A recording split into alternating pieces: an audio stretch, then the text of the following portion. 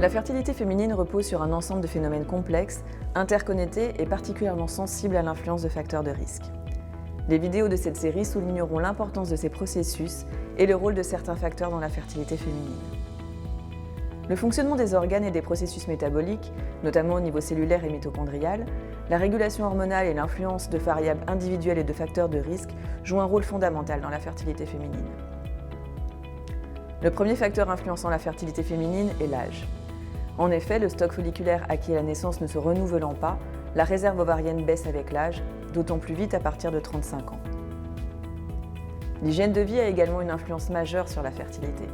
Un régime alimentaire déséquilibré, la sédentarité, le tabagisme, l'exposition à des toxiques, le stress, le manque de sommeil sont autant de facteurs qui génèrent du stress oxydatif, nocif pour les cellules et les processus métaboliques et hormonaux. En termes d'alimentation, certains nutriments sont plus particulièrement indispensables au bon fonctionnement des processus métaboliques et à la maturation ovocytaire. Aussi, un déficit en ces nutriments peut-il conduire à des désordres métaboliques comme le diabète, l'insulinorésistance ou le syndrome des ovaires polykystiques. L'exposition à ces facteurs de risque peut induire un déséquilibre de l'axe hypothalamo-hypophyso-ovarien, une baisse de la qualité ovocytaire, une altération de l'ADN, une moins bonne réceptivité de l'endomètre et à terme une baisse de la fertilité. Le bon fonctionnement de l'axe neuro-endocrinien est pourtant fondamental, car il contribue à la qualité des ovocytes, leur capacité à être fécondés et à s'implanter dans un endomètre de qualité. Certains facteurs génétiques, une aménorrhée hypothalamique fonctionnelle, le SOPK, l'endométriose et l'hygiène de vie en général peuvent perturber cet équilibre. Quel est l'impact au niveau cellulaire, de l'âge, de l'environnement et de l'hygiène de vie?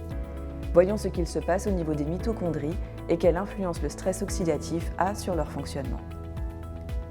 Un stress oxydatif excessif peut affecter les mitochondries et leur fonctionnement, et une altération de la fonction mitochondriale conduira à une baisse du métabolisme énergétique.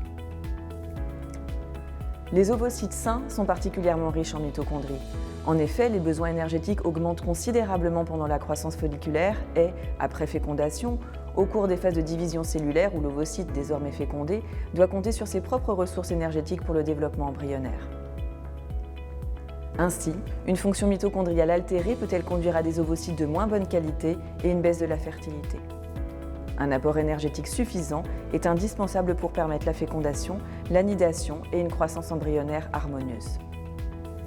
Dans cette série de vidéos, vous seront présentées les études cliniques sur la supplémentation en carnitine et en antioxydants chez les femmes, que ce soit dans le cadre de conception naturelle ou de procréation médicalement assistée. Ce sera l'occasion de mettre en évidence l'importance de ces nutriments pour le métabolisme énergétique, la qualité ovocytaire, la régulation hormonale, notamment dans le cas d'aménorrhée hypothalamique fonctionnelle et de syndrome des ovaires polykystiques.